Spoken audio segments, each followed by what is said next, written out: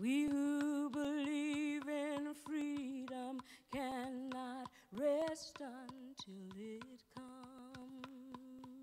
In real terms, the control of the economy is in the hands of just 10% of our population.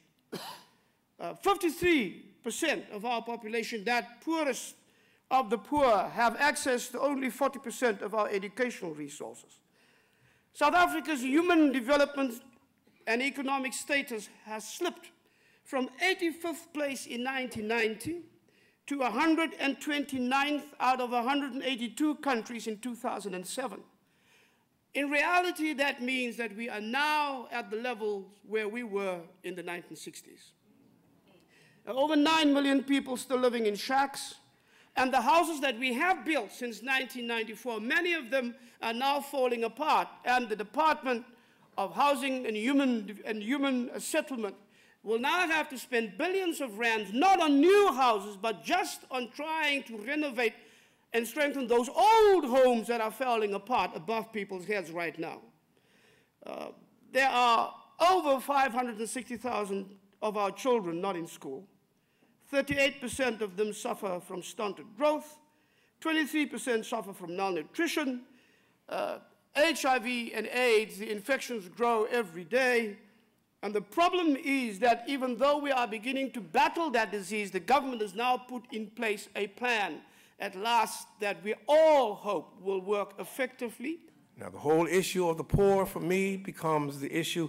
Most people, unfortunately, when you ask today, and please remember Dr. King was killed 42 years ago, so everybody born in the 80s and the generation, the hip-hop generation, have no idea what the March on Washington was about.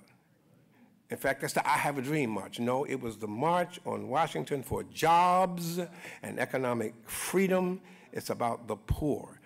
Dr. King and his Resurrection City, his Poor People's Campaign, his being in Memphis for the poor, for the underpaid garbage collectors, the workers. That whole issue of poverty is an issue that's not only in South Africa, and I hope Bishop Ndungane and his committee are monitoring what's going on here and will print what's going on here, because in the last presidential election, there was no mention of or consideration for the poor whatsoever.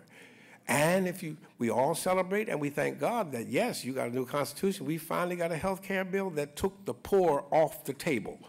We got the only way it could get passed was we had to take the public option out of there and get the poor off the table, so the poor got screwed again. The Kairos document, where the churches came together, was a bright moment in South African history. And the civil rights movement.